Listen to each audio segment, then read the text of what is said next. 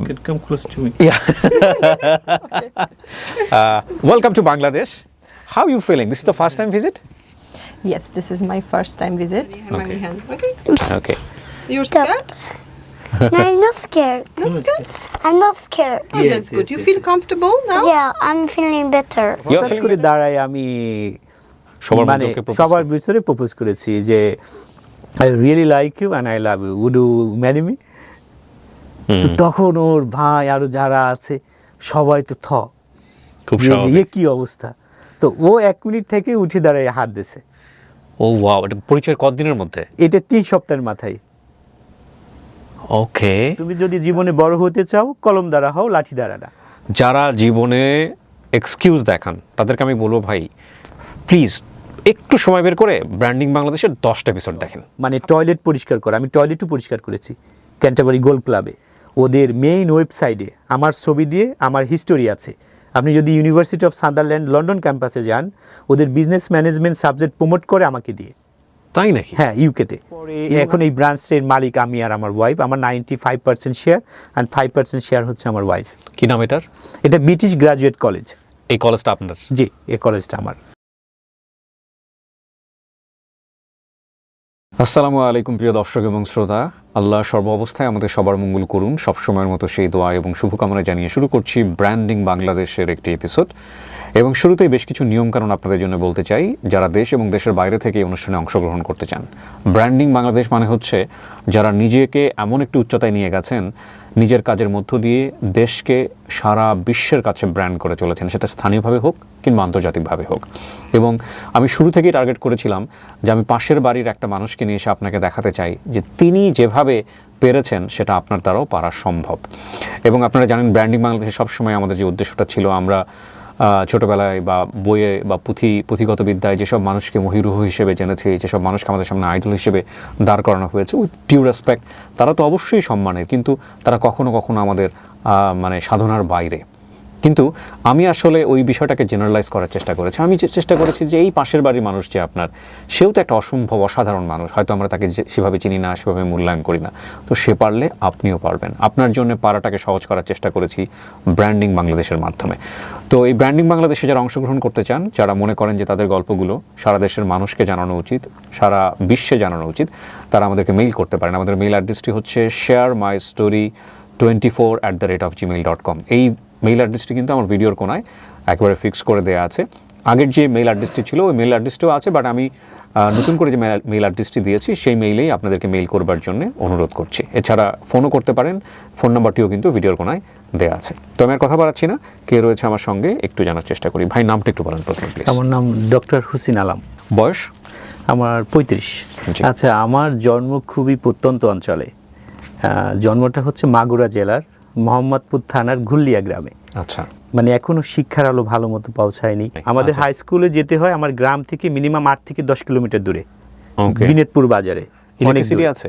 জি, এখন ইলেকট্রিসিটি এসেছে। আমি যখন লেখাপড়া করেছি সেই সময় ছিল না, তখন ছিল না, তখন ওই ল্যাম্প বা হারিকেন জ্বালাই পড়েছি এবং রাস্তাও ছিল না। আমরা যখন মাদ্রাসায় যেতাম তখন আমাদের এই হাঁটু সমান কাদা থাকতো। ভালো স্কুল না থাকার ফলে একটা মাদ্রাসা ছিল, ওই মাদ্রাসায় আমাকে লেখাপড়া করতে হয়েছে এবং আমি ওখানেই বড় হয়েছি।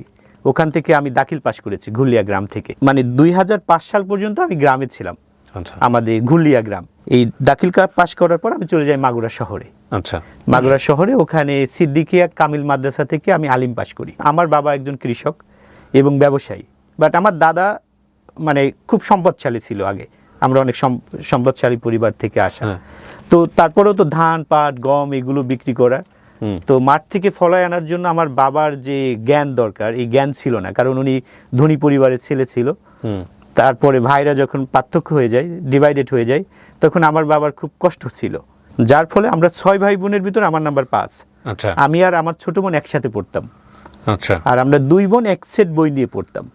ওকে। আর আমার বয়স যখন আমি ক্লাস 7-এ পড়ি, তখন থেকে টিউশনি করানো শুরু করেছিলাম। মানে এটা পরিবারের প্রয়োজনে বা আপনার? আমার নিজের প্রয়োজনে বা পরিবারের প্রয়োজনে, যাতে পরিবারের সাপোর্ট হয়, বা আমি ছোটবেলায় থেকে একটা মানে যে কোনো কিছু করার ভিতরে থাকার জন্য ব্যাজে ব্যাজে করে আমি স্টুডেন্ট পড়াইতাম। এবং এমনও রেকর্ড আছে, আমি ক্লাস 7-এ পড়ি, ক্লাস 6-এর স্টুডেন্ট পড়িয়েছি, কারণ আমি ওখানে খুব ভালো স্টুডেন্ট ছিলাম মাদ্রাসায়। আমার রোল 1 ছিল। আমি বরাবরই ফার্স্ট হয়েছি। পাশ করার পর আমি ঢাকায় আসি। আচ্ছা, ঢাকায় আসলেন কি? ঢাকায় আসি আমি এই অনার্স করার জন্য। আচ্ছা, অনার্স করার জন্য এখানে আমি তখন যখন আলিম পাশ করি তখন আমি বিভিন্ন জায়গায় অ্যাডমিশন পরীক্ষা দিই। তখন আমার রাজশাহী বিশ্ববিদ্যালয়ে চান্স হয়, আচ্ছা, তারপর আমার কুষ্টিয়াতে চান্স হয়, জাহাঙ্গীরনগরে চান্স হয়। কিন্তু আমি এগুলোই পড়ি নাই, কারণ আমি রাজশাহীতে এবং কুষ্টিয়ায় পড়ি না এই কারণে যে আমাকে যদি ভালো কিছু করতে হয় ফিউচারের জন্য তাহলে আমাকে তো ক্যাপিটালে আসতে হবে। শহরে আসতে হবে। হ্যাঁ, তো এই জন্য আমি ঢাকায় চয়েস করেছিলাম। তারপর জাহাঙ্গীরনগরে আরেক কারণে পড়ি নাই, কারণ এখানে পলিটিক্যাল অনেক ইস্যু থাকে, ছাত্র রাজনীতি বা ইনভায়রনমেন্টে একটা বিষয় ছিল। এই বিষয় চিন্তা করে আমি জাতীয় বিশ্ববিদ্যালয়ের আন্ডারে গভর্নমেন্ট টিচার্স ট্রেনিং কলেজে পরীক্ষা দিই এবং এখানে মেধা তালিকায় আমি 25 হই, আচ্ছা। 25 নাম্বার। তো এখানে আমি তখন লেখাপড়া করি টিচার্স ট্রেনিং কলেজে। এগুলোর সিদ্ধান্ত কি সব আপনার নিজের নেওয়া নাকি আমার নিজের নেওয়া, নাকি কেউ আপনাকে বলছিল যে এটা করলে এটা হবে, ওটা না, করলে এটা আমার নিজের নেওয়া ছিল। কিন্তু ছোটবেলা থেকে আমার বাবা মার অনেক ইন্সপিরেশন ছিল, কারণ আমার মা ছিল গণশিক্ষার শিক্ষিকা। মানে বয়স্ক যারা লোক ছিল আগে, আপনি হয়তো জানেন যে বয়স্ক মানুষদেরকে অক্ষর জ্ঞান দেয়া হতো, যে অক্ষর জ্ঞান যাদেরকে দেওয়া হতো, ওইটা টিচার ছিল আমার মা। আচ্ছা, তো উনি আমাদেরকে সবসময় ইন্সপায়ার করতো যে জীবনে ভালো কিছু করার জন্য তোমাদেরকে মানে লেখাপড়া করতে হবে।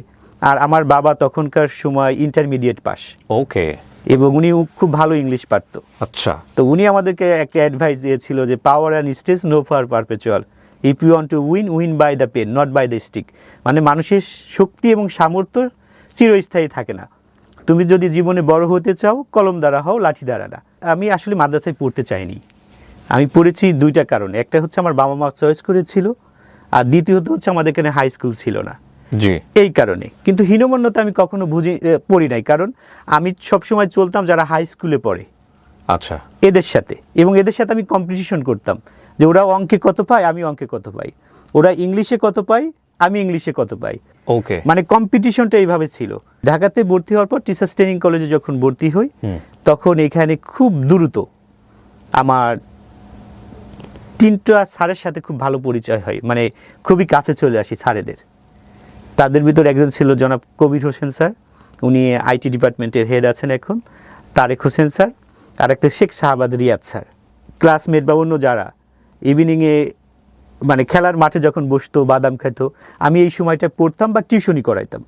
আমার মনে আছে আমি টিচার্স ট্রেনিং কলেজ থেকে রায়ের বাজারে যেতাম হাইটে টিউশনি করার জন্য। ধানমন্ডি 1 থেকে রায়ের বাজারে যেতাম হেঁটে টিউশনি করার জন্য, 300 টাকা ছিল মাত্র। তারপরে যেতাম এই কারণে যেন বসে থাকার থেকে ব্যাগার দিয়ে খাওয়া ভালো। আমি যদি ওই জায়গাটা যাই আমার বিকেলে একটা নাস্তা হবে, ওর সাথে আমার অন্য মানুষের কমিউনিকেট হবে, আমি অন্য স্টুডেন্ট পাবো। তো এই অ্যাক্টিভিটিসগুলো দেখে স্যাররা আমাকে খুব ভালোবাসতো। তখন স্যারদেরকে আমি বললাম যে স্যার আমি তো এই দেশের যে পরিস্থিতি, লেখাপড়ার যে পরিস্থিতি, আমি এই দেশে আর থাকতে চাই না, আমি অন্য কোনো কিছু করতে চাই, আমি দেশের বাইরে লেখাপড়া করতে চাই। আপনাদের যদি কোনো মানে ওয়ে থাকে আমাকে একটু হেল্প করেন। এবং আমি ঢাকায় আসার পরে যে কাজটা করতাম, আমি নিয়মিত মানে শুরুতে একটা কম্পিউটার কিনে নেই ঢাকায় এসে, ডেস্কটপ 35,000 টাকা দিয়ে। তো আমাদের পুরো হলে সম্ভবত আমারই একটা পিসি ছিল, অন্য অন্য মানুষগুলো নিচে আসতো, আমি হলে থাকতাম 127 নাম্বার রুমে, গেস্ট রুমের সাথেই। তো এসে আমি বিভিন্নগুলো ব্রাউজ করতাম, বিভিন্ন দেশের লেখাপড়া কেমন, ওই দেশের এডুকেশন সিস্টেম কেমন, ইউনিভার্সিটি টিউশন ফি কেমন, এবং ঢাকায় বিভিন্ন যে এক্সপোগুলো হতো, বিভিন্ন যে কনসালটেন্সি ফার্মগুলো আছে, এই এক্সপোগুলোতে আমি যাওয়া শুরু করলাম নিজে নিজে। যেমন এই গল্পের এই বিষয়গুলো আজকে যারা স্টুডেন্ট, বিশেষ করে মাদ্রাসার স্টুডেন্ট যারা, একটু ভালো করে খেয়াল করেন। হ্যাঁ, যেই ছেলেটা ফার্স্ট হলো ক্লাসে, ও যদি ফার্স্টের মর্মটা না বুঝে তাহলে ও জীবনেও নেক্সট টাইম টপার হতে পারবে না। আর যে ফেল করলো আজকে, ও যদি ফেইলের মানে কষ্টটা না বুঝে তাহলে ও জীবনে কোনো দিন পাস করতে পারবে না। এটা হচ্ছে সবচেয়ে ইম্পর্টেন্ট, মানে রিয়েলাইজেশনটা। উনি এগুলো কেন করছে সেটার পিছনে নিশ্চয়ই একটা উদ্দেশ্য ছিল। এবং স্টুডেন্ট লাইফের সবচেয়ে ইম্পর্টেন্ট বিষয় হচ্ছে যে তাকে এই জায়গাটায় টিউন করে দেওয়া, যে তুমি যেই পড়াশোনা করো, তুমি যে এই যে জিনিসটা অ্যাচিভ করছো, এটার পরের ধাপটা কি, তুমি তোমার লাইফে এই স্প্যানটা কী হওয়া উচিত, তুমি আসলে কী স্বপ্ন দেখছো, এই স্বপ্নটা বুনে দেয়া তার মধ্যে, বাকি জিনিসগুলো অটো হয়ে যাবে। সো আমরা তো এই সময়টাতে একটা পিসি কিনলে সারাক্ষণ সিডি মিডি কী সব জিনিসপত্র ঢুকিয়ে উল্টাপাল্টা জিনিস দেখতাম, আর আপনি ব্রাউজ করতেন। আপনার কি এমন মানে দরকার ছিল? না, আমার তো লিজার টাইম স্পেন্ড করে না। আমার এইটার কেনার পিছনে একটা কারণ ছিল যে আমি মাইক্রোসফট ওয়ার্ড, পাওয়ার পয়েন্ট এইগুলো মানে যেন শিখতে পারি নিজে নিজে, আমার অন্য জায়গায় যেন শিখা না লাগে, আচ্ছা। নাম্বার এক। দ্বিতীয় ছিল যেন বিশ্বটা কি হচ্ছে, সেই সময় তো ইন্টারনেট এত পপুলার ছিল না। তো আমি যখন ঢাকায় আসি, শহরের মানুষগুলো গ্রামের মানুষগুলোকে তো একটু অন্যরকম দেখে। তো আমি যখন দেখলাম যে এদের সাথে মিলতে হলে আমাকে স্মার্ট হতে হবে, মানে শুধু কাপড় চুপড়ে স্মার্ট হতে হবে না, বুদ্ধি দিয়ে স্মার্ট হতে হবে। তো এমনভাবে স্মার্ট হওয়া দরকার যা এদেরকে ফেল করে। সো আপনার এই জন্য কম্পিউটার কেনা জি জি জি জি এইগুলো কেনার পরে যখন আমি স্যারেদের কাছে আসি, তখন স্যার আমাকে বলে যে হ্যাঁ আমার এক ফ্রেন্ড আছে, আমরা ওখানে কথা বলে দিলে তোমার এইটুক সিওরিটি হতে পারে, তোমার ভিসা না হলেও টাকাটা যাতে মার না যায়। মানে আপনি ট্রাই করছেন তখন দেশের বাইরে যাওয়ার জি, জন্য? দেশের বাইরে যাওয়ার জন্য আমি নিজে নিজে ইংলিশ পড়া শুরু করলাম, সে ভর্তি হলাম ইংলিশের জন্য। তারপর স্যারের সাথে যাওয়ার পর আমার মনে আছে, মানে একজন শিক্ষককে শব্দ অ্যাটম বোমার থেকেও শক্তিশালী। তো আমার স্যার আমাকে বলেছিল, হোসেন আমি তোমার ভিতরে যে মানে স্পিরিট দেখতেছি, যে শক্তি দেখতেছি, আমার বিশ্বাস তুমি অনেক কিছু করতে পারবা, ভালো কিছু করতে পারবা, তো তোমার জন্য চেষ্টা করতে আমার কোনো সমস্যা নেই। বিউটিফুল। তো কবির স্যার ঢাকার টিচার্স ট্রেনিং কলেজ থেকে গুলশান 1-এ 7 নাম্বার বাসে করে ঝুলে ঝুলে আমার সাথে গেছে। আমি স্যারকে বলছি, স্যার চলেন আমরা ইসে যাই, সিএনজি নিয়ে যাই। স্যার বলে যে না না, তোমার টাকা খরচ হবে। 7 নাম্বার বাসে ঝুলে ঝুলে ওই অফিসে এসে আমার জন্য ভিসার মানে স্টুডেন্ট ভিসার প্রসেসের জন্য কথা বলে অ্যাপ্লাই করে দিয়েছিলেন। এটা আমার জন্য বড় পাওয়া ছিল। মানে প্রতিটা শিক্ষক আমাকে যেভাবে ভালোবেসেছে, তাদের সহযোগিতা যেভাবে করেছে। এখানে আরেকটা মজার বিষয় হলো, ইউকেতে যাওয়ার জন্য যে টিউশন ফি এবং ব্যাংক স্টেটমেন্ট দেখাতে হয়, প্রায় আপনার 15 থেকে 20 লাখ টাকা 28 দিন ব্যাংকে রাখতে হয়।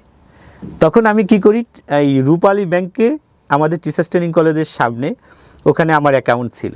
তো আমি ওই ব্যাংকে যেয়ে যখন বলি যে আমি তো বিদেশে যাওয়ার জন্য চেষ্টা করতেছি, আমার একটা লোন দরকার, যে আমি বাইরে যাব, আমার অ্যাকাউন্টে টাকা আছে, এই টাকাটা দেখানো লাগবে। তো ওখানে এক ভদ্রলোক ছিলেন, উনি ম্যানেজার, উনি আমাকে খুব ভালোবাসতেন। উনি হঠাৎ করে একজনের নাম বললেন যে আমার এক ফ্রেন্ড আছে তাসলিম উদ্দিন নাম, এটা হচ্ছে মগবাজার ব্রাঞ্চ, তো তুমি ওখানে যাও, আমি বলে দিচ্ছি, উনি তোমাকে হেল্প করবে। তো আমি মগবাজার শাখায় ওখানে যে ওনার নাম কার্ড দেওয়ার পরে উনি আমার অ্যাকাউন্ট খুললেন এবং বললো আপনি এটার এগেনস্টে 2 লাখ টাকা রাখেন, আচ্ছা, অ্যাকাউন্টে 3 লাখ টাকা রাখেন, আমরা এটার উপরে আপনাকে লোন দেব। তখন আমি টাকাটা রাখলে ওনাকে 25,000 টাকা, আমাকে 25 লক্ষ টাকা আমাকে একটা লোন দেয়। ওরে বাবা, আপনি অনেক লাকি বলতে গেলে। জি জি, আমি অনেক লাকি। উনি আমাকে 25 লক্ষ টাকা মানে টাকাটা আমার অ্যাকাউন্টে দেয়, আমি ওইটা ব্যাংক স্টেটমেন্ট নেই। আচ্ছা, নিয়ে আমি তখন এম্বাসিতে ফাইল জমা দিই। কত সালে এটা? এটা 2010 সালে। আচ্ছা, তখন আপনি কোন ইয়ারে পড়ছেন? তখন আমি সেকেন্ড ইয়ার মাত্র শেষ করেছি। সাবজেক্ট ছিল B Ed honours. B Ed honours, teachers training কলেজে বিএড অনার্স। সো আপনি ইউকেতে কি আগে থেকেই কলেজ সিলেক্ট করেছিলেন নাকি আলটিমেটলি? না, প্রথমে আমি একটা কলেজ সিলেক্ট করেছিলাম, এটা ওয়ানব্রো কলেজ। ওখানে যাওয়ার পরে আমি দেখি যে এটা ছোট একটা কলেজ, তত বড় কলেজ না। এবং এটা নিশ্চয়ই আপনার স্কলারশিপ ছিল না? না, স্কলারশিপ ছিল না। তাহলে ওখানে গিয়ে টিউশন ফি আপনি কিভাবে দিবেন, কি করবেন, এগুলো চিন্তা ভাবনা কি ছিল মাথায়? এইটা টিউশন ফি দেওয়ার চিন্তা এইটা ছিল যে আমি 1 বছরের টিউশন ফি পে করে যাচ্ছি।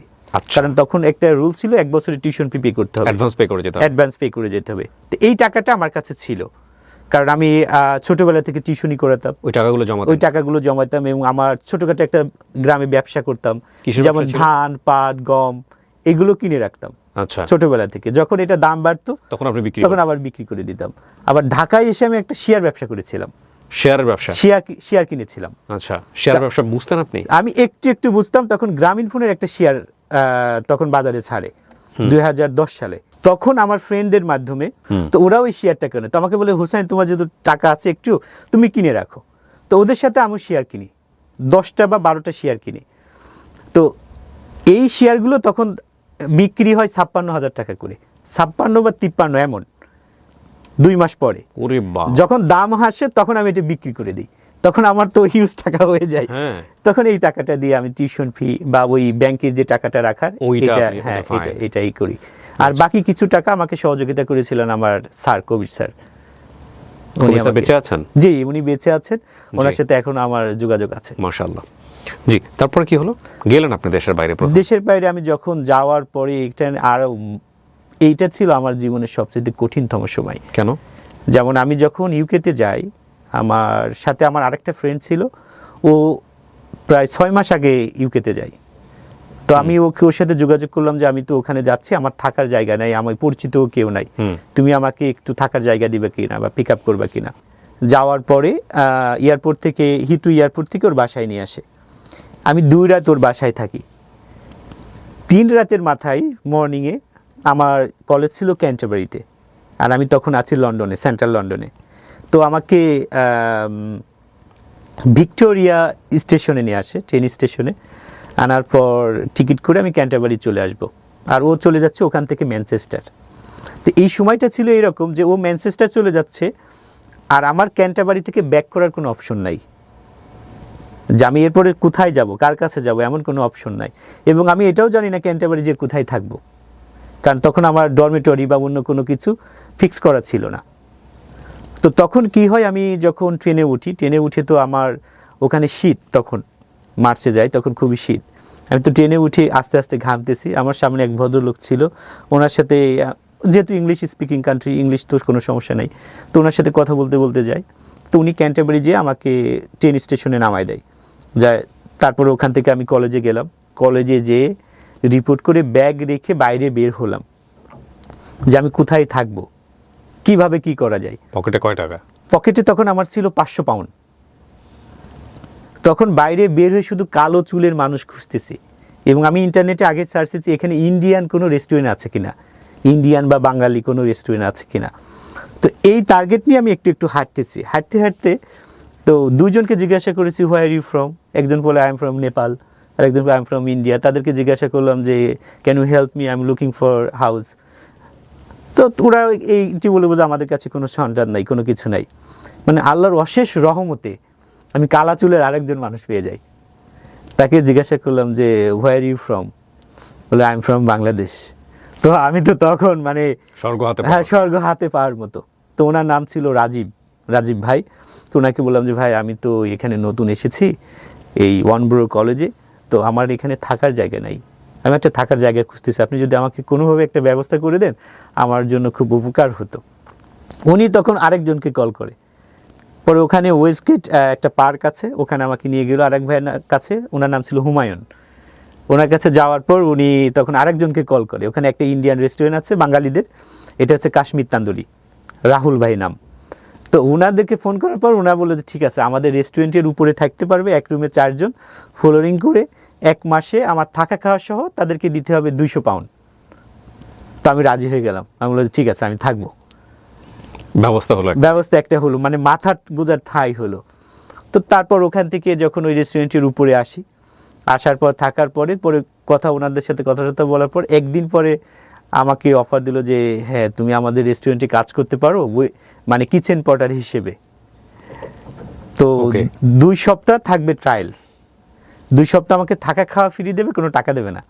আচ্ছা, আমি এটাও রাজি হয়ে গেলাম। মানে কেন রাজি হলাম, যে আমি যদি এই সময়টা মানে পেমেন্ট দিয়ে থাকি তাহলে তো আমার পকেটে টাকা খরচ হচ্ছে, আমি যদি থাকা খাওয়া দিয়ে এইভাবে থাকি তাহলে বিশাল একটা সাহায্য। জি, আমি তখন এই মানে কিচেন পটার হিসেবে কাজে যাই। কিচেন পটারটা বুঝিয়ে বলেন একটু। কিচেন পটারটা হচ্ছে থালা বাসন মাজা। একটা রেস্টুরেন্টে, এই রেস্টুরেন্টে এত বিজি ছিল, মানে এটা 1966-এ প্রতিষ্ঠিত এবং প্রথম বাংলাদেশিদের রেস্টুরেন্ট। আচ্ছা, খুবই পপুলার ওখানে, এবং এক সন্ধ্যায় বেচা কিনা হতো 7 থেকে 8 হাজার পাউন্ড। ওরে বাবা, প্রচুর বিজি। এবং একজন কিচেন পটে শুধু থালা বাসন ইটি ধোবে, সেটা ছিলাম আমি। জীবনের প্রথম যে এই কাজ, ভাই এত পরিশ্রম, মানে সকাল 10টা থেকে 2:30 পর্যন্ত সকালের শিফট, বিকাল 5টা থেকে রাত 12টা বা তারও বেশি। এই সময়টা এত প্লেট, বড় বড় পাতিল, এইগুলো পরিষ্কার করা, এত কষ্ট হয়েছে 2 সপ্তাহ। চোখের পানি, নাকের যে এইগুলো এক হয়ে গিয়েছে। আমি এত মানে জোরে জোরে করতেছি, তারপরেও বলে কুইক কুইক কুইক। মানে এত পরিমাণ শীতের ভিতর ঘামিয়ে হয়ে যাচ্ছি কান্না করতে করতে। প্রচুর কষ্ট করেছি এই 2 সপ্তাহ। 2 সপ্তাহ কষ্ট করার পরে এই আমার সময় ব্রেক থাকতো 2:30 থেকে 5টা। সারাদিন থালা বাসন ধুতে? জি, এই 2.5 ঘন্টা আমি ঘুমাইতাম না ঘুমাই বাইরে আবার বের হতাম বিভিন্ন রেস্টুরেন্টে, একটা ভালো কাজ পাই কিনা। তো ওখানে আরেকটা খুঁজতে আরেকটা রেস্টুরেন্ট পাই, ইনশানরাজ। তো ওখানে যে কথা বলার পর ওরা আমার ইন্টারভিউ নেওয়ার পর কথাটা বলার পর ঠিক আছে আপনি ওয়েটার হিসেবে কাজ করতে পারেন। একটু ডেভেলপ হইলো আর কি। জি, আমি তো তখন মহা খুশি যে হয়ে যাচ্ছে। হ্যাঁ, তো তো তখন ওয়েটার হিসেবে ওরা আমাকে অফার করে এক সপ্তাহে আমাকে দেবে 120 পাউন্ড, অনেক। অনেক। এবং আমি যখন তখন আমি রাজি হয়ে যাই। তখন এই ভাইকে এসে বলে যে ভাই আমার একটা জব হয়েছে, আমি ওখানে যেতে চাই। তো এই রুহুল ভাই খুব ভালো মানুষ, ইনি আমার জীবনের একটা আশীর্বাদ হয়ে এসেছিলেন। তো পরে আমি ওই এনশিয়ান রাজে যাই, ওখানে যে আমি 6 মাস কাজ করি ওয়েটার হিসেবে। এবং ডিউরিং দিস টাইম আমি আবার ড্রাইভিং শিখি। তখন ড্রাইভিংও হয়ে যায় এবং তখন আমার প্রতি মানে আল্লাহর একটা অশেষ রহমত আছে। মানে মনে হয় এই ফেরেশতাগুলো আমাকে আল্লাহ স্বয়ংভাবে হেল্প করেছে আমার জীবনটাকে। আমি ড্রাইভিংয়ে মানে থিওরি একবারে পাশ করি এবং প্র্যাকটিক্যালও একবারে পাশ করি, যেটা ইউকেতে থিওরি এবং প্র্যাকটিক্যাল পাশ করা অনেক কঠিন। এবং ইন দ্য মিন টাইমে কেন্ট ইউনিভার্সিটিতে আমার চাকরি হয়। কি চাকরি ছিল এটা? এটা ছিল হচ্ছে হসপিটালিটি অ্যাসিস্ট্যান্ট হিসেবে। ওই ইউনিভার্সিটিতে আপনি পড়ছেন? না, আমি আরেকটা ইউনিভার্সিটিতে পড়তাম, পাশাপাশি আরেকটা ইউনিভার্সিটি। আরেকটা ইউনিভার্সিটিতে, ওটা কেন্ট ইউনিভার্সিটি, খুব নামকরা ইউনিভার্সিটি, নাম্বার 10 ইউনিভার্সিটি। ওকে, সো আপনি পড়ছেন কোন সাবজেক্টে? তখন আমি পড়ছি বিজনেস ম্যানেজমেন্ট। ওকে, সো চাকরি হলো? জি, যে চাকরি হলো। তখন আমি ওখানে ওই হসপিটালিটি ম্যানেজমেন্ট হিসেবে চাকরি করলাম, আর এখানে ওয়েটার হিসেবে। আর বাকি যে সময়গুলো থাকতো রাতে, দুটোই কাজ করতেন আপনি? জি, দুটোই কাজ করতাম। রাতে বসে বসে পড়তাম অনেক রাত বা সারা রাত। তারপর 6 মাস থেকে 8 মাস পরে আমি আবার কাশ্মীর তান্দুরিতে ফিরে আসি। এটা কি জিনিস? প্রথম যে রেস্টুরেন্টে আমি থালা বাসন মেজেছি, মানে কেন আসলেন ওখানে? এরা আমার তখন রাহুল ভাইয়ের সাথে আমার আবার ভালো সম্পর্ক হয়। এরা আমাকে ওয়েটার হিসেবে এবং অনেক বেতনে করে। তখন আমাকে বলে এক সপ্তাহে এরা আমাকে 300 পাউন্ড দেবে। কাশ্মীর তান্দুরি। আচ্ছা। আমাকে এক সপ্তাহে 300 পাউন্ড দেবে এবং আমি ফোন পিক আপ করবো এবং ডেলিভারি দেবো। এবং এই 8 মাসের মাথায় আমি আরেকটা কাজ করতাম সকালে। আপনার ইংলিশে প্রবলেম হতো না? মানে ওদের না, আমার প্রথম একটু সমস্যা হয়েছে ওদের অ্যাকসেন্ট বা এটি বুঝতে। তারপর 6-7 মাস পরের ভিতর সবকিছু ঠিক হয়ে গেছে, কারণ আমরা তো ওখানে কন্টিনিউয়াসলি ইংলিশ বলা লাগে। খেয়াল করেন মাদ্রাসা ব্যাকগ্রাউন্ড, কিন্তু যারা জীবনে এক্সকিউজ দেখান তাদেরকে আমি বলবো ভাই প্লিজ একটু সময় বের করে ব্র্যান্ডিং বাংলাদেশের 10টা এপিসোড দেখেন, আপনার নিজের মতো করে 10টা এপিসোড। স্টুডিও অফ ক্রিয়েটিভার্স লিমিটেড নামে ইউটিউব চ্যানেলে যাবেন, যে চ্যানেলটাতে আপনি দেখছেন, এখানকার 10টা এপিসোড দেখেন। দেখার পরেও যদি আপনার জীবনে কোনো ফেইলিওরের কারণে আপনার কাছে কোনো অজুহাত থাকে, তাহলে আমি বলবো যে something is very wrong with you, আর কিছু বলার নাই। বাট আমি ড্যাম শিওর যে আপনার জীবনে আর কোনো অজুহাত থাকবে না। জি বলেন। তারপর আমি ওখান থেকে সকালে আরেকটা ইসে কাজ করতাম, ক্যান্টারবারি গোল্ড ক্লাবে। এটা আমি প্রায় 8 মাস মতো করেছি, শুধু টিউশন ফি এবং পরিবারকে সাপোর্ট করার জন্য। কারণ আমার 1 বছরে খরচ ছিল। তখন আমি দেখলাম যে ওয়ানব্রো কলেজ থেকে আমি ইউনিভার্সিটিতে চলে যাই। ওয়ানব্রো কলেজে আমি পড়ি নাই। আচ্ছা। এখান থেকে আমি আরেকটা ইউনিভার্সিটিতে অ্যাডমিশন নিই, এটা হচ্ছে ইউনিভার্সিটি অফ সান্দারল্যান্ড। আচ্ছা, তো এই আপনি অ্যাডমিশন ফি দিলেন 1 বছরের? যে ওইটা আমার মার যাই, আমি নতুন করে আবার এই ইউনিভার্সিটি অফ সান্দারল্যান্ডে অ্যাডমিশন নেই অনার্সে। তো আমি এখানে অনার্স পড়ি। অনার্স পড়ার সময় আমার টিউশন ফি ছিল তখন 13,000 পাউন্ড। তা আমি স্কলারশিপ পাই 4,000 পাউন্ড। টোটাল খরচ দিয়ে আমার 17 থেকে 18,000 পাউন্ড খরচ হতো প্রতি বছরে। এই টাকাটা জোগাড় করার জন্য আমার কিচেন পটার, তারপরে সকালে ক্লিনিংয়ের জব, মানে টয়লেট পরিষ্কার করা, আমি টয়লেটও পরিষ্কার করেছি ক্যান্টারবারি গোল্ড ক্লাবে। এবং যে ফ্লোর পরিষ্কার করা, ফ্লোর ক্লিনার, হ্যাঁ ফ্লোর ক্লিনার, মপ দেওয়া এবং বার রেডি করে দেওয়া, এই কাজগুলো আমি করেছি। এবং এমন হয়েছে আমি তখন কেন্ট ইউনিভার্সিটিতে জব করার ফলে ওই কেন্ট ইউনিভার্সিটির লাইব্রেরি খোলা থাকতো সারা রাত। তো আমি যখন আমার রেস্টুরেন্টের কাজ শেষ হতো, আমি আমার কাপড় চেঞ্জ করে লাইব্রেরিতে পড়তাম, কেন্ট ইউনিভার্সিটির লাইব্রেরিতে। এবং আমার মনে আছে রাতের পর রাত আমি কেন্ট ইউনিভার্সিটির লাইব্রেরিতে পড়তে পড়তে টেবিলের উপর ঘুমাইছি। 2 সপ্তাহ 3 সপ্তাহ এমন হয়েছে আমি কখনো বেডেও যাই নাই। এবং ওই রেস্টুরেন্টে যারা শেফ বা অন্য যারা ছিল, এরাও আমাকে এইভাবে বলেছে, কত বাঙালি দেখলাম এখানে এসে লেখাপড়া করতে চাই, তুমি কি লেখাপড়া করতে পারবা? শুধু টাকা নষ্ট করতেছো, তা না করে শুধু কাজ করো, টাকা ইনকাম করো, আর শেষে যাওয়া হবার হবে। তো আমার একটাই লক্ষ্য ছিল যে না, আমি লেখাপড়াটা শেষ করবো। আরেকটা হতো ক্যারিস চার্চ ইউনিভার্সিটি এবং কেন্ট ইউনিভার্সিটি গ্রাজুয়েশন শ্রীমতি হচ্ছে ক্যান্টারবারি ক্যাথিড্রালে। তো ওই স্টুডেন্টগুলো আমাদের রেস্টুরেন্টে খেতে আসতো, আমি ওদেরকে সার্ভ করতাম। তো ওদের যে গাউন, ওদের এইগুলো দেখে আমার ভিতরে খুব মানে আসতো যে আমি কবে এই জিনিসটা পরবো, এই গাউন কবে পরবো। এই জন্য আমি আরও বেশি হতাম। আর রুহুল ভাই আমাকে খুব হেল্প করতো। তখন ওনার আসে, আমি যখন বলতাম রুহুল ভাই আমার ক্লাস আছে, আমার আজকে একটু ছুটি লাগবে, আমাকে একটু ছুটি দেন, উনি ছুটি দিত। এবং ওনার কাছে আমি একবার ধার ছিলাম যে ভাই আমার 10,000 পাউন্ড লাগবে আমার নেক্সট ভিসার জন্য, ব্যাংকে রাখার জন্য, আপনি আমাকে হেল্প করেন। উনি 10,000 পাউন্ড আমার অ্যাকাউন্টে দিয়ে দেয় এবং আর এক 5,000, টোটাল 15,000 পাউন্ড, বাংলাদেশের প্রায় 17 থেকে 18 লক্ষ টাকা আমাকে দিয়ে দেয়। তো আমার এখানে আসার ক্ষেত্রে এই রুহুল ভাইয়েরও কিছুটা অবদান আছে, কারণ ওনার রেস্টুরেন্টে থাকা বা উনি এই যে দেখেন 17-18 লক্ষ টাকা আমার অ্যাকাউন্টে দিয়ে দিয়েছে, শুধু ওনার এখানে কাজ করি এইটার ভিত্তিতে।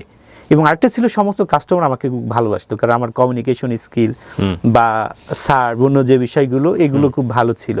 তো আমি যখন ইউনিভার্সিটি অফ সান্দারল্যান্ডে পড়ি, যখন আমার রেজাল্ট বের হয়, তো তখন আমি ইভিনিংয়ে সার্ভ করতেছি আর কি রেস্টুরেন্টে ওয়েটার হিসেবে। তো হঠাৎ করে আমি জানি আজকে আমাদের রেজাল্ট বের হবে। আমি এই সমস্ত কিছু আপনি অনলাইনে চেক করতে পারবেন যে আপনার রেজাল্ট কবে বের হচ্ছে, কত মার্ক পেলেন এটা। তো আমি যখন আমার অ্যাকাউন্টে ঢুকে দেখি যে রেজাল্ট বের হয়েছে, আমি তখন এ গ্রেড পেয়ে যাই, মানে ফার্স্ট ক্লাস। তখন তো আমি রেস্টুরেন্টের ভিতর চিল্লাচ্ছি, yahoo I got it, eureka eureka eureka. মানে সবাই তখন অবাক হয়েছে, কী হলো, এটা পাগল হয়ে গেল নাকি, এটা ওয়েটার এমন। তখন মানে রুল ওয়ার্স অন্য যারা আছে, যে what happen, why you shouting, why you say eureka. I say I got the A, I got the result, that's I finish the bachelor, I got the A. তখন রেস্টুরেন্টে যারা ছিল সবাই উঠে হাত তালের, সবাই এসে জড়ায় ধরছে যে congratulation, thank you, well done. মানে এইরকম একটা ছিল। তো এখানে জীবনের অনেক কষ্ট আমি এই অনার্স পড়ার সময় করেছি। এখন এই ইউনিভার্সিটি অফ সান্দারল্যান্ড ওরা ব্যান্ডিং করে বিজনেস ম্যানেজমেন্ট সাবজেক্টকে, আমার যে লেখাপড়া, আমার যে জীবন হিস্টোরি আছে, ওদের মেইন ওয়েবসাইটে আমার ছবি দিয়ে আমার হিস্টোরি আছে। আপনি যদি ইউনিভার্সিটি অফ সান্দারল্যান্ড লন্ডন ক্যাম্পাসে যান, ওদের বিজনেস ম্যানেজমেন্ট সাবজেক্ট প্রমোট করে আমাকে দিয়ে। তাই নাকি? হ্যাঁ, ইউকেতে। এবং আমি 2013 সালে ক্যান্টারবারি টাইমস ওরা আমাকে নিয়ে রিপোর্ট করে, ওয়াও, আমার সাকসেস নিয়ে। ক্যান্টারবারি টাইমস, এগুলো ডকুমেন্ট আছে আপনার জি, কাছে? আমার ফেসবুকে আছে, বা আপনি যদি ক্যান্টারবারি টাইমসে এসে যান ওখানেও পাবেন। তখন ওখানে একটা হয়, বিভিন্ন দেশের কালচারাল প্রোগ্রাম হয়। তা আমি ওখানে বাংলাদেশকে প্রমোট করি। যেমন আমার লুঙ্গি পরা ছিল, আমার মাথায় এই যে মাথল দেয় আর কি, আপনি রাজশাহীতে নানানাতে যেটাই আছে মাথল, ওইটা ছিল। তারপরে পাঞ্জাবি পরা ছিল, ওইটা দিয়ে পুরো এটা আমার এখনও আছে, ওই পত্রিকার কাটিং আমার কাছে। বিউটিফুল। ওরা তারপরে আমি ক্যান্টারবারি ক্যারিজ চার্চে মাস্টার্স করি।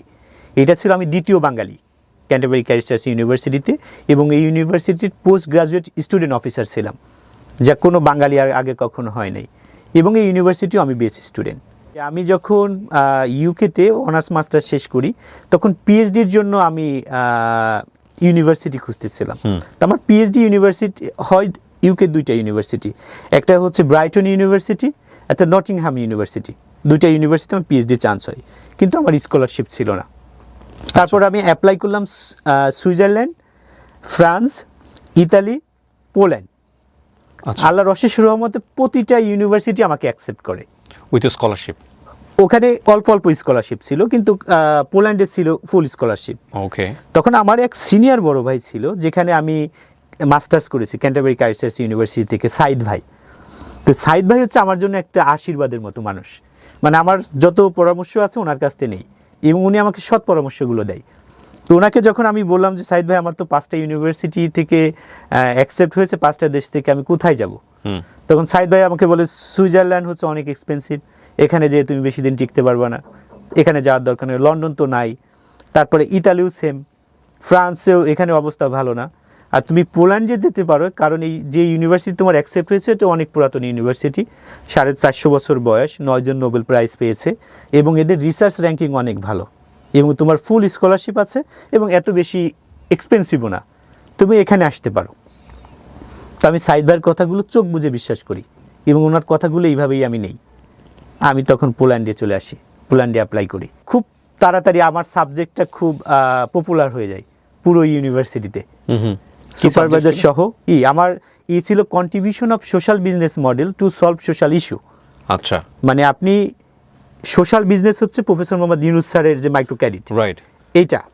তো এই সোশ্যাল বিজনেসটা দিয়ে আমাদের যে সোশ্যাল ইস্যু আছে, সোশ্যাল প্রবলেম এক জিনিস, সোশ্যাল ইস্যু ভিন্ন জিনিস।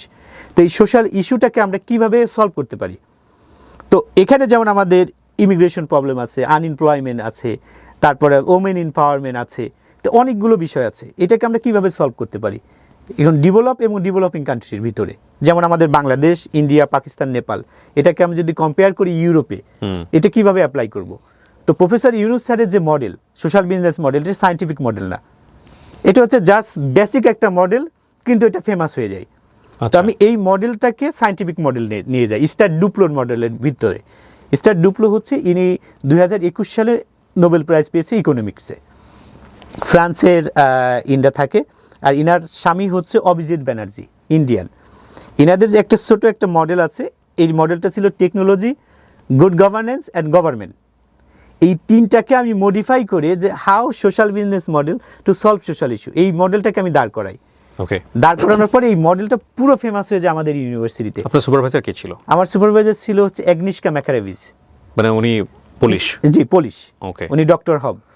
তো উনি যখন এইটা করে, তো আমার অনেক ফেমাস হয়ে যায়। লাইক আপনার তো রিসার্চ পেপার আগেই সাবমিট করতে হয় যে আমি জি, এর জি। উপরে করতে চাচ্ছি, তুমি জি, আমাকে। জি, জি, জি, জি, জি। সো উনি এটা জেনে শুনে আপনাকে যে accept করেছেন। জেনে শুনে, এবং আমার এই রিসার্চ পেপারগুলো আমার 5টা দেশে অ্যাকসেপ্ট হয়।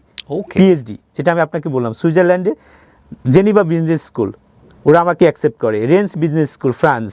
আরেকটা ছিল হচ্ছে ফ্লোরেন্স ইউনিভার্সিটি ইন ইতালি, এবং পোল্যান্ডের ইউনিভার্সিটি অফ ব্রোসভ। আমি ভাই আপনাকে একটা প্রশ্ন করতে চাই, মানে আমাদের দেশে পিএইচডি যারা করেন, জি। বা দেশের বাইরে যারা পিএইচডি করেন, আমরা ধরে নিই তারা একাডেমিশিয়ান হবেন। জি। আপনার আসলে এম কি ছিল? পিএইচডি করে যদি আমি একাডেমিয়ান না হই, তাহলে আমার তো পিএইচডির প্রয়োজন নাই। তো আমি তখন ধরে নিয়েছি না, আমি প্রফেসর হব, আমি ইউনিভার্সিটিতে পড়াবো। তো যখন আমরা পিএইচডিতে যাই, তখন আমি ওখানে টিচিং অ্যাসিস্ট্যান্ট হিসেবে কাজ শুরু করি ওই ইউনিভার্সিটিতে? ওই ইউনিভার্সিটি। পোল্যান্ড ইউনিভার্সিটির নামটা কি ছিল? University of ব্রোসভ। ওকে।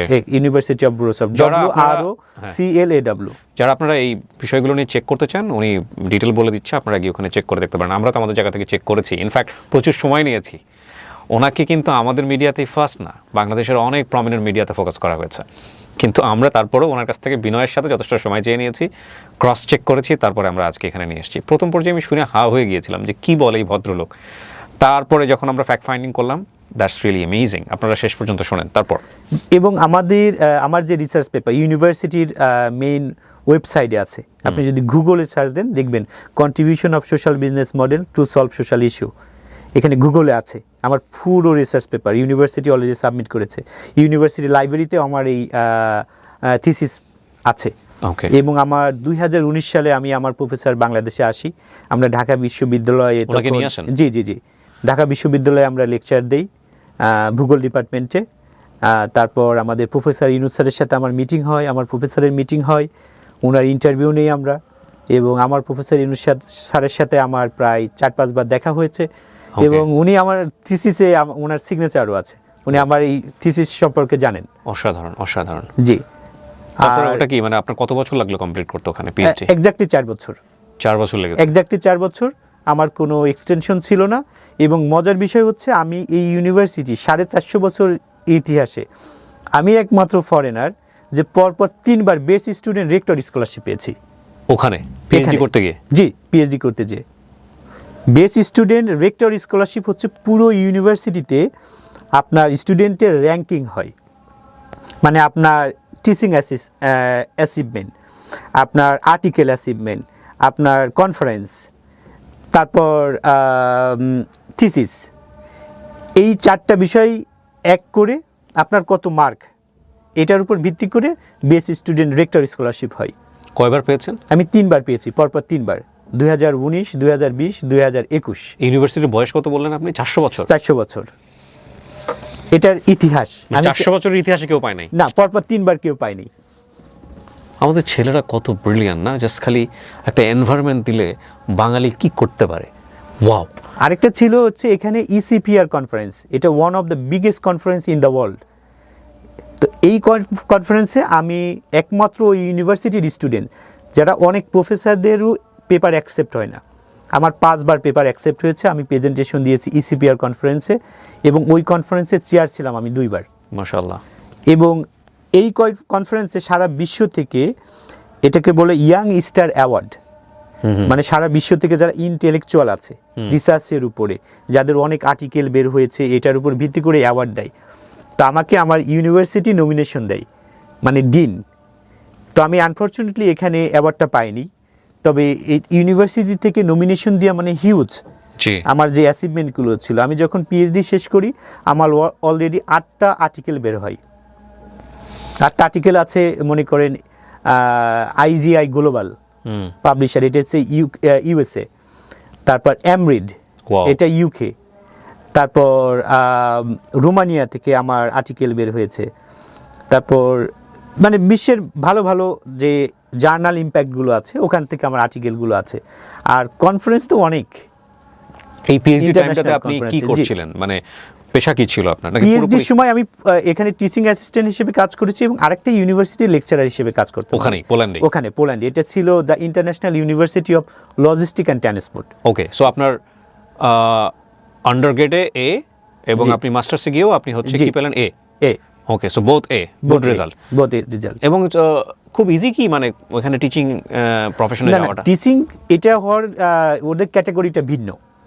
যেমন আপনি যখন টিচিংয়ে অ্যাপ্লাই করবেন তখন ওরা আপনাকে দেখে আপনার রিসার্চ পেপার, আপনার কতগুলো আর্টিকেল বের হয়েছে, আপনি কোথা থেকে লেখাপড়া করেছেন, তারপর আপনার কনফারেন্সে আপনি কোথায় দিয়েছেন।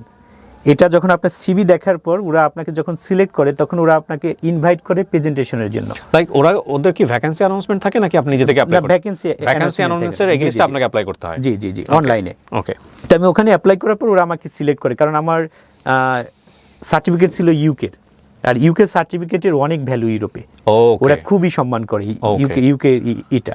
আমি যখন ওখানে অ্যাপ্লাই করি লেকচারার হিসেবে, যখন ওরা আমাকে সিলেক্ট করে তো ওখানে সমস্ত প্রফেসরদের সামনে আপনাকে দিতে হবে, প্রেজেন্টেশন দিতে হবে। ওখানে রেক্টর, ভাইস রেক্টর, ডিন বা অন্যান্য যে প্রফেসর বা স্টুডেন্ট যারা থাকে ওখানে আপনাকে একটা প্রেজেন্টেশন দিতে হবে। ওই প্রেজেন্টেশনে আপনাকে ওরা চয়েস করবে আপনি you selected or not. Beautiful. তা আমি যখন ওখানে প্রেজেন্টেশন দিই সোশ্যাল বিজনেসের উপরে, এমনভাবে তো সবাই তো এমন করতালি, সাথে সাথে ওরা রুলস ব্রেক করে বলছে we are taking you. Okay, beautiful. ওখানে অ্যানাউন্স দিয়ে দিচ্ছে we are taking you, we are going to sign the agreement with you. Okay, so আপনি ওখানে জয়েন করলেন? ওখানে জয়েন করি, ওখানে 2 বছর লেকচারার হিসেবে আমি চাকরি করি। কোন ইউনিভার্সিটি? এটা the international university of logistic and transport, পোল্যান্ডে? In Poland, Wroclaw, Poland. Okay, Wroclaw কি ওদের কোনো প্রভিন্স? জি জি, এটা হচ্ছে সিটি। আমি যে আচ্ছা। সিটিতে থাকি এটার নাম বলে রকলো, মানে ইংলিশে বলে রকলো, আর পুলিশে বলে ব্রুসফ। ব্রুসফ, হ্যাঁ, জি। এখানে। পরে আমি যখন লাস্ট ইয়ার পিএইচডিতে আসি তখন আমি এই জবটা ছেড়ে দিই, কারণ পিএইচডি অনেক চাপ ছিল। আর আমার এই থিসিসের প্র্যাকটিক্যাল কাজটা বোঝানোর জন্য, মানে সোশ্যাল ইস্যুটা কিভাবে আমরা সলভ করতে পারি এটা বোঝানোর জন্য আমি তখন ওখানে একটা বিজনেস দাঁড় করাই, একটা রেস্টুরেন্ট দাঁড় করাই নিজে, এবং আমার একজন শেয়ার হোল্ডার ছিল। তো দুজন মিলে আমরা ওখানে একটা ফাস্টফুডের রেস্টুরেন্ট দিই। আচ্ছা, তো ওই রেস্টুরেন্টটা এখনো আছে। বিউটিফুল। ওটা 3টা ইউনিভার্সিটির সামনে, আমার আরো 2টা ব্রাঞ্চ আছে, আমার রেস্টুরেন্টও আছে ওখানে। সবগুলো আপনার রেস্টুরেন্ট? জি জি, সবগুলো আমার রেস্টুরেন্ট। তো ইন দ্য মিন টাইম আমি যখন এই কাজগুলো করার জন্য আমি একটা অফিসে যাই, ওটা হচ্ছে মেয়র অফিস, ওখানকার প্রেসিডেন্ট অফিসে। তো ওখানে যাওয়ার পর আমি যাই আমার হাউস কন্ট্রাক্টের একটা ডকুমেন্টস আনার জন্য এবং আমার ইউকে ড্রাইভিং লাইসেন্স চেঞ্জ করার জন্য। ওখানে পোল্যান্ডের কিছু কিছু মানুষ মানে ইংলিশ পারে, কিছু কিছু মানুষ ইংলিশ পারে না। আমি তখন ভালো পোলিশ ল্যাঙ্গুয়েজ পারি না।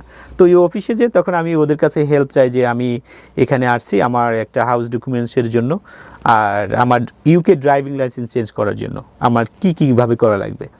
তো তখন ওখানে এক অফিসার ছিলেন, উনি আরেক অফিসারকে ডেকে নিয়ে আসে, ওই ভদ্র মহিলাকে এনে আমাকে, উনি আবার ইংলিশ পারতো।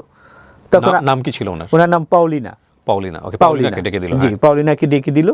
ডেকে দেওয়ার পর উনি আমার মানে ফর্মগুলো ফিল আপ করে দিয়ে তারপর ড্রাইভিং লাইসেন্স কীভাবে করবো এইভাবে সার্ভিসগুলো দিল। She is Polish? না, বাই বর্ন পোলিশ। তার মানে আমরা যেমন বলি 14 গোষ্ঠী পোলিশ, মানে বাঙালি তাই এমন 14 গোষ্ঠী পোলিশ। ওকে, তা এই পোল্যান্ডের অধিবাসীদেরকে পোলিশ বলা জি হয়। জি জি জি। তো তখন হওয়ার পর উনি আমাকে ভালো মানে হেল্প করে। তো শেষে আসার সময় আমি তাকে জিজ্ঞাসা করি যে can I get your number because I want to change my UK driving licence, so I will come back maybe tomorrow or day after tomorrow, and your office other people they can not speak English and I cannot speak Polish language also. So how I can get help? So can I get your number? So সে খুব clever ছিল, তখন আমাকে তার অফিসের number দেয়, TNT number, মানে call করলে যে কেউ ধরতে পারে, অন্য কেউ ধরতে পারে। তো আমি চেক করে দেখেছি যে this is the TNT number, your office number, can I get your personal number like a phone number, so I can get help from you, just help, nothing more. And 1 minute চুপ থাকার পর সে বলছে যে ওকে। তো তখন সে তার ওই নাম্বারটা দেয়, ওই ফোন নাম্বার কিন্তু এখনো আমার পকেটে আছে, হয়তো চেক করলে আমি পাবো। আমি দেখাই আপনাকে একটু পরে হয়তো এই মাঝখানে। তো তখন ও ইয়েস, কত বছর আগে লেখা এটা? এটা হচ্ছে 2000 সালে জানুয়ারি 10 তারিখে, কত যত্ন করে রেখে। 2020 সালের জানুয়ারি 10 তারিখে। ইটস ইম্পর্টেন্ট বিকজ জি, আমরা জি, বুঝতে জি, পারবো না জি। একটু পরে কেন বলছি ইম্পর্টেন্ট। কাগজটা খুব ইম্পর্টেন্ট। হ্যাঁ, তারপর? আমি নাম্বারগুলো দেখাবো না, শুধু এটা দেখাই। এই দেখেন লেখা আছে পাউলিনা। পাউলিনা, ওকে। হাতে। জানে পাউলিনা জানে জি এই যে জি আপনি জি, যত্ন করে রেখে দিয়েছেন? জি জি জি, এটা Okay, জানে। fine. তো তখন এই নাম্বারটা দেয়, তো আমি ওখানে আরেকটা অফিসে যাই এখান থেকে। আচ্ছা। তো আমার হাতে আধা ঘন্টা সময় ছিল, আর এবং তখন আমি ওখানকার ইউনিভার্সিটির lecturer, the international university of লজিস্টিকে, এবং তখন আমার কার্ডটা ওনাকে দিয়ে আসি। তো ইন দ্য মিন টাইম উনি আমার সমস্ত কিছু, যেহেতু উনি ওই প্রেসিডেন্ট অফিসে চাকরি করে, আমার একটা নাম্বার আছে, ওকে বলে পের্সেল নাম্বার, ওইটা দিলে আমার জীবনের সমস্ত কিছু বের করতে পারে। হুম। তো মিন দ্য টাইমে ও হয়তো চেক করেছে বা এমন কিছু। চেক করার পর আমি একটা অফিসে বসে ওকে একটা থ্যাংক ইউ মেসেজ দিয়েছি, আমাকে যে সুন্দর সার্ভিস দিয়েছে এটি দিয়ে। তখন আমি অফার করেছি যে আমি তোমার সার্ভিসে খুব খুশি, তো as a respect I would like to offer you for tea, hmm. If you free we can meet somewhere and we can have a tea and we can have a talk. So ও আমাকে লিখছে যে তখন যে today I am busy, I can not meet you. হুম।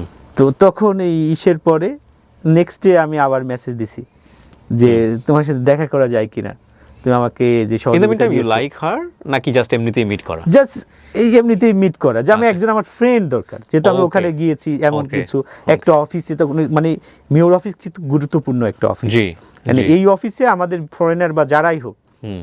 সবারই ওখানে যেতে হবে, ওখান থেকে মানে না যে কোনো অপশন নাই যে কোনো কাজের জন্য। তো এই অফিসে একজন ফ্রেন্ড পাওয়া মানে তো মনে করেন সোনা হরিণের মতোই। হুম। তো ইন দ্য মিন টাইম ও আমার সমস্ত কিছু চেক করার পর নেক্সট ডে ও আমাকে মানে টাইম দিয়েছে যে ঠিক আছে okay we can meet the weekend. Hmm. তো আমরা ওখানে একটা বারে যেয়ে আমরা বসি এবং জুস খাই, অরেঞ্জ জুস। তো ইন দ্য মিন টাইম ওখানে আমার জীবনের হিস্টোরিগুলো বলেছি, যে আমার জন্ম গ্রামে, বাংলাদেশের প্রত্যন্ত অঞ্চলে, এত দূর থেকে এসেছি, এটা করেছি ওইটা করেছি, হ্যান ত্যান বলার পর ও তখন আমাকে আমার কথাগুলো মনোযোগ সহকারে শোনার পর তখন আমি ওকে বলছি যে আর ইউ সিঙ্গেল, তো বলছে যে ইয়েস। তো তখন আমি এমন Want to একটা, be mingle? তো ও শোনার পর ও তো মানে আমার মুখের দিকে তাকায় আছে, কোনো কিছু বলে না। তো আমি বলেছি যে আমি তো মুসলিম, আমি মুসলমান, আমাদের কিছু নিয়ম আছে, যেমন মুসলমান বিয়ে করতে হলে Do মুসলমান you হতে propose হয়। her? জি, First day-তেই? First day now, first day I said what is our system to Okay. Marry or like someone. Okay. So প্রথম মিটিংয়ে এটা আমি নর্মালি বুঝাইছি যে আমরা তো মুসলমান, কিভাবে আমাদের দেশে বিয়ে হয়, কিভাবে Okay. ইয়ে হয়, এমন কিছু বলার পর তো বেশি টাইম নেই, আমরা আধা ঘন্টা বসে চলে গিয়েছি। তো তখন ও আমাকে যাওয়ার পর থ্যাংক ইউ ভেরি মাঝখানে আমরা ট্যাক্স দিতাম, কেমন কথাবার্তা হাউ আর হতো। You other this. Beautiful. তো নেক্সট উইকে আমি ওকে আবার অফার করি যে কফির জন্য, যে we had a nice time, can we meet again. Hmm. তো ও বলে যে yes I am free in the weekend, we can meet in Friday evening. তো আমরা যখন ফ্রাইডে ইভিনিংয়ে মিট করি, ওখানে কথা বলার পরে তখন ওকে আমি বলি যে দেখো তোমাকে আমার আমি তো বাংলাদেশ থেকে এসেছি, আমি মুসলমান, এইটা তো তুমি যদি সিঙ্গেল থাকো আমরা একটা কিছু আসতে পারি, বা তোমাকে আমার ভালো লেগেছে, আই লাইক ইউ। হুম। তো ও কিছু বলে নাই, না বলার পর পরে হঠাৎ করে আমাকে একদিন ইনভাইট করেছে ওর বাসায়। তো ইনভাইট করার পর এটা ছিল ওর নানির বার্থডে, ওকে। মানে 3 সপ্তাহের মাথায় ওর বাসায় আমাকে ইনভাইট করেছে, কিন্তু ওখানে আছে ওর নানি এবং মা, পলিনার মা, ভাই আর হচ্ছে মামা। তো সবাই আমরা টেবিলে বসে আছি, আমাকে ইনভাইট করার পর আমি এমন কাজ করেছি, আমি একটা রিং কিনে নিয়ে গেছি ও, অজান্তে। পাউলিনা আগে থেকেও কি প্রিপেয়ার ছিল? লাইক না না, সে জানে না। সো আপনি এতটা কনফিডেন্ট কেন হইলেন? হ্যাঁ, হিতে বিপরীত হয়ে যেতে পারতো তো। না, আমি যখন দেখেছি যে আসলে এমন একটা, যেহেতু আমি টিচার, হুম। আমি তো পড়াই, এবং ওর যখন বসছে আমি তখন অনেক কিছু অবজার্ভ করেছি, করে আমি বুঝতে পেরেছি না এ হয়তো she will accept me. Okay, so আপনার আগে থেকে একটু পালস ছিল ওর? জি জি জি জি জি, যে she will accept me, Okay. If not so nothing to lose, but I can try. Okay. তো যেহেতু বাঙালিদের তো সাহস একটু অন্যরকম, তো আমাকে ইনভাইট করার পর আমি রিং নিয়ে গেছি, আমরা খাচ্ছি, ও আমার পাশে বসেছে। তো হঠাৎ করে দাঁড়ায় আমি সবার মানে মধ্যে ওকে propose সবার ভিতরে প্রপোজ করেছি যে I really like you and I love you would you marry me. তো তখন ওর ভাই আরো যারা আছে সবাই তো খুব যে স্বাভাবিক। কি অবস্থা। তো ও 1 মিনিট থেকে উঠে দাঁড়ায় হাত দিছে। ও ওয়াও, এটা পরিচয় কতদিনের মধ্যে? এটা 3 সপ্তাহের মাথায়। ওকে, তারপর তো শুভস্য শীঘ্রম বলে একটা কথা আছে, জীবনে যাকে রিসিভ করতে হবে তাকে নিয়ে আসলে দেরি করার কোনো লাভ নাই, সময় নষ্ট। ওকে ওকে, বিউটিফুল। তো তখন ওর যখন হাত দিছে তখন তো সবাই মানে খুশির কান্না, সবাই আমরা এটি হলো। তারপরে ওকে বললাম যে যেহেতু আমি মুসলমান, আমাকে বিয়ে করতে হলে আমাদের মুসলমান ওয়েতে আমাকে বিয়ে করতে হবে। তখন ওখানে আমার আরো She was Christian? জি জি। তখন ও অ্যাকসেপ্ট করে আমাকে। ইসের পরে আমরা যখন পরের দিন ওর সাথে বিস্তারিত কথা বলি, তখন তো আমার মানে যে future wife. Exactly, but future of Exactly, yes, yes. আপনার তো নিজের পরিবারের কথা বলার কথা, কি জি জি অবস্থা? জি, আমি তখন আমার পরিবারের সাথে কথা বলিনি। আচ্ছা, আমি আমার পরিবারের সাথে কথা বলিনি। মানে আপনার কি এক্সপেকটেশন ছিল পরিবারের সাথে কথা বললে কি হতে পারে? আম্মা হার্ট অ্যাটাক করতে পারে বা বা পরিবার কি করতে পারে তখন আমি জানি, আমার পরিবারকে আমি ধীরে ধীরে বোঝাবেন? বোঝাবো। তখন আমি আমার ওয়াইফকে বললাম যে আমি তো মুসলমান, আমাদের যে নিয়ম হচ্ছে মুসলমানকে মুসলমান বিয়ে করে, মসজিদে যে কালেমা পড়তে হয় এই শরিয়ত মোতাবেক এইভাবে। তো খুব পজিটিভ ছিল। পরে আমাদের ওখানে যত বাঙালি ছিল, কিছু বাঙালি আমার ফ্রেন্ড ছিল, এদের মাধ্যমে আমরা মসজিদে যাই, মসজিদে ইমামের মাধ্যমে ওখানে মুসলমান হয় এবং মুসলিম ওইতে প্রথমে বিয়ে হয়। তারপরে আমাদের ওখানে যে গভর্নমেন্ট রেজিস্ট্রেশন হয় এটা হচ্ছে অগস্টে, তখন আমাদের এইভাবে বিয়ে হয়। সো পরিচয় কয়দিনের মাথায় আপনারা বিয়ে শাদী করলেন? আমরা 4 সপ্তাহের মাথায়। ও ওয়াও, মানে এটা ছিল আসলে ম্যাজিক্যাল। ওরা কি বাঙালি ছেলেদের সম্পর্কে আগে জানতো, এশিয়ানদের সম্পর্কে জানতো আপনার? এরা আমার ওয়াইফ যেহেতু ওই প্রেসিডেন্ট অফিসে চাকরি করে, So, idea তো ওই ছিল। আইডিয়া ছিল এবং ইন দ্য মিন টাইমে আমার অনেক কিছু চেক করেছে। ওই যে আমি বললাম না আমাদের পিক্সেল Bio নাম্বার, check হ্যাঁ হ্যাঁ করেছে। জি, এটা চেক করলে পাই। এবং তখন আমি আবার তখন থেকেই আমি কিন্তু ভালো ফেমাস। যেমন আমি যখন ওখানকার লেকচারার এবং আমি ওখানে এফএম 92.5 ওখানে যে রেডিও আছে, রেডিওতে প্রোগ্রাম করেছে আমার টপিক নিয়ে, এবং পুরো ইউনিভার্সিটি জুড়ে ছাত্রছাত্রীর মুখে আমার টপিক সব জায়গায়, সোশ্যাল বিজনেস। আচ্ছা, এবং এইটা নিয়ে আমি তখন পুলিশ যে এফএম আছে 92.5 ওখানে আমার রিসার্চ নিয়ে আমি কথা বলি।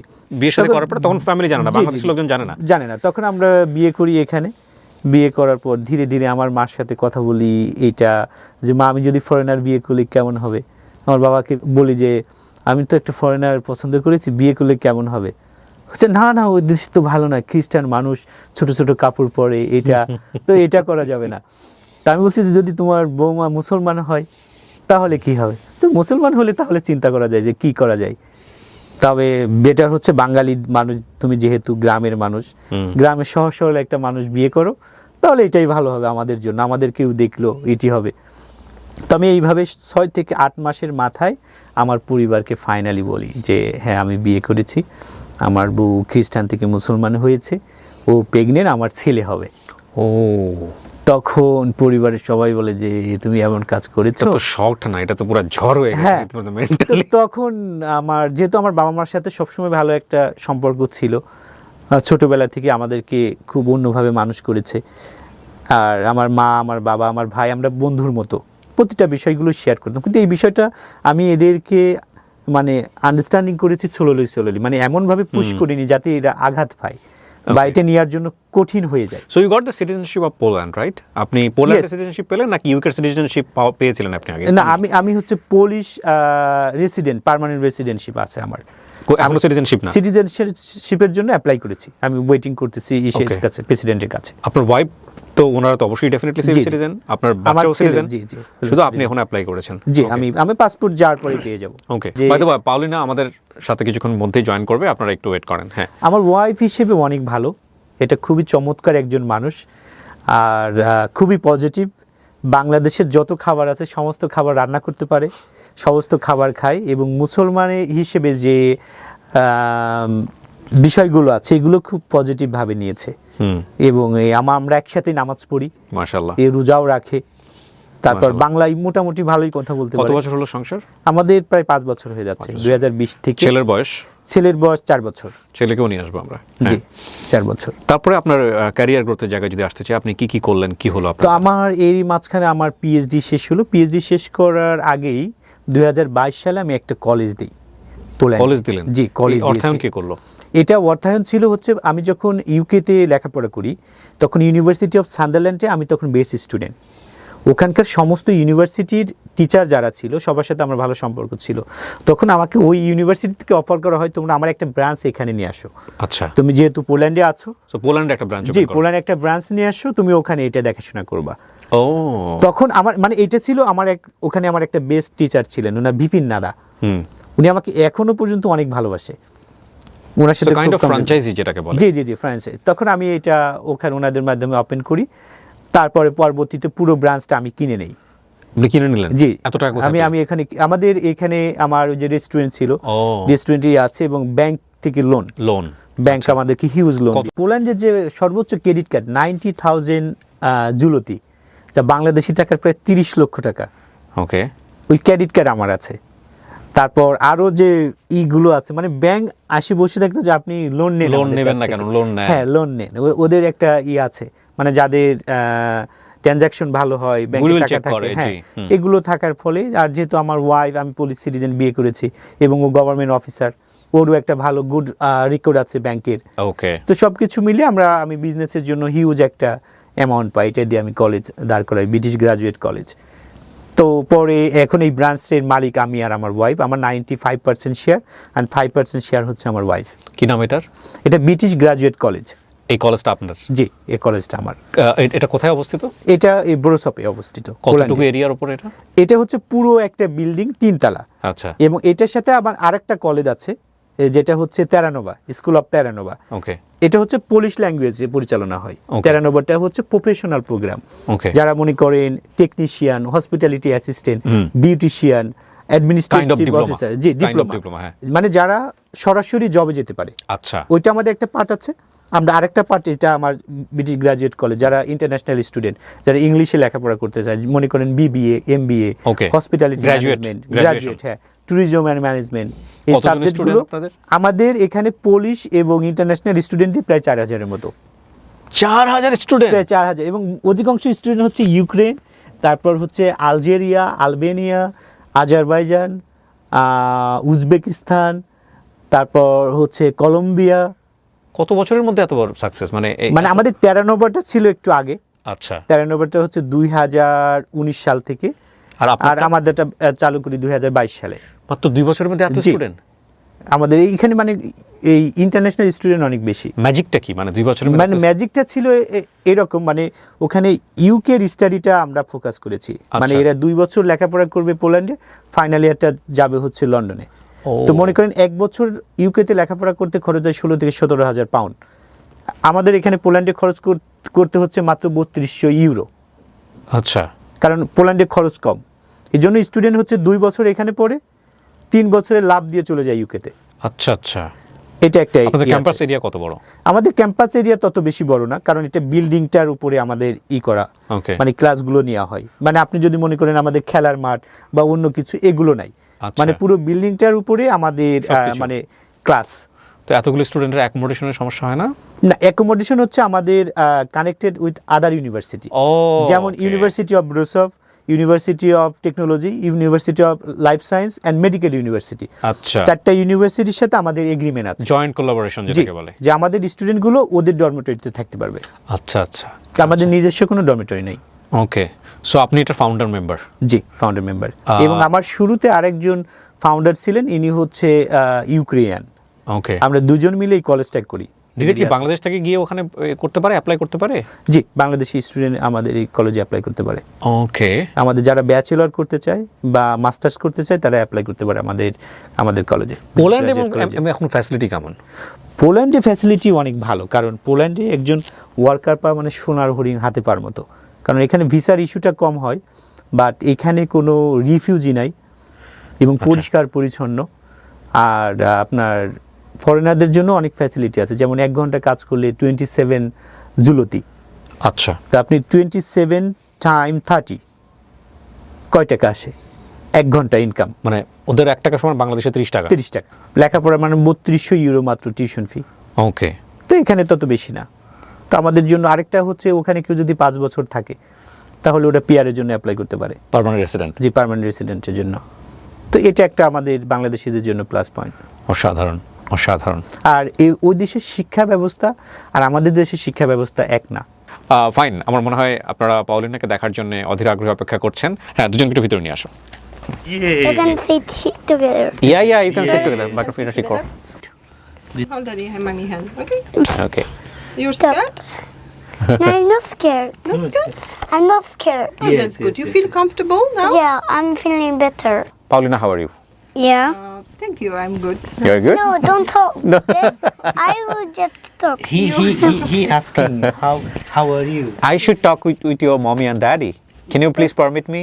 Please. Please, okay. So can you sit there? We are interviewing them. Hello. Yeah, I'm listening Daddy? you. Daddy's not listening. I'm listening. Can you please sit there, Hello? baby? Could come close to me. Yeah. Welcome to Bangladesh. How are you feeling? This is the first time visit? Yes, this is my first time visit. Okay. I enjoy a lot. This Yeah. trip is amazing for me. What about Bangladeshi boys? You know, he's your husband right now. Yes, people here are very friendly. This is Okay. first what I Okay. see, and people are very. How can I say? They will share with you even with their last piece of rice. They are Yeah. very, very good heart. Okay. Yes. So you choose Asian guy for your life. Yes. How it happened? I didn't know what will be happen, you know. Okay. Like when I met him, it was not like easy for both of us. It was total different culture for me. I just listened from him that you got married him within 4 weeks. Yes, it's a very short time, but from the other hand, it was we get very close very fast. Okay. So what we this time what we expand together. And how I met him and how he behave, how he talk. Okay. I observe him and my how can I say my observation say. Did you observe her? No, she's just a Poland girl. And okay, fine. I'm okay. I observe her also. Okay. Different culture. কখনো সমস্যা হয় না সংসার করতে গিয়ে? Different. Everything was different. Everything was for me new actually. Yes. Food. Then Culture. religious, Yes. everything was new for me. But I took him with everything, what he gave me, and I decided to marry him because of his character, because Yeah. of his good heart. Yeah, it's beautiful. Beautiful. And Thank you. this is like the most amazing in my husband is that he really loves his family. Yes, This definitely. is, and I think most of the Bangladeshi have this kind of advantages that they love their family and they support their family Exactly. So you are enjoying Bangladesh. very much. অনেক Wonderful. পছন্দ। অনেক পছন্দ এবং ও বাংলাও শিখে গেছে। জি বাংলা বাংলা বুঝতে পারেন আপনি? অল্প অল্প। অল্প আমি সময়টা তো অনেক অল্প। তার মানে বাংলা প্র্যাকটিস করার সুযোগটা কম হয় বাসায়। জি আমাদের ওখানে বাঙালি আছে, আচ্ছা। সাথে দেখা হয়। তো বাঙালির সমস্ত খাবারের নামে জানে এবং রান্নাও করতে পারে। কোনটা খুব পছন্দ বাংলা খাবার? বাজি, ভাজি, আচ্ছা। বিরিয়ানি, ডাল, ফ্রেশ বেঙ্গলি ফুড। মুরগি। মুরগি মাংস, গরু মাংস, কাশি মাংস, and what else? ভর্তা। Vorta, alu vorta, my favorite. Okay, beautiful. Soto mash. Are you enjoying the weather? Yes. In it's- Poland, আমি তো কখনো যাইনি। আমি যতটুকু জানি যে খুব cold weather there, At right? the moment, yes, it's Yes. very cold. So are you enjoying our weather? Yes, it's good. It's good. ওর জন্য কি হয়ে যায় মানে খুব গরম? না এখনকার ওয়েদারটা আমাদের জন্য পারফেক্ট, আচ্ছা, কারণ এখানে বেশি গরমও না বেশি ঠান্ডাও না, ওকে, মোটামুটি সে ভালো আছে। আর Okay. গরম হলে আমাদের জন্য একটু ভালো, কারণ আমরা সারাক্ষণ এই শীতের ভিতর থাকতে থাকতে ভিটামিন ডি এর অভাব আমাদের। all right. Asho, please come. Oh, you have So this you are- one. Yeah. Wow, what is this? Wow. Phone? Oh yes, you are recording us.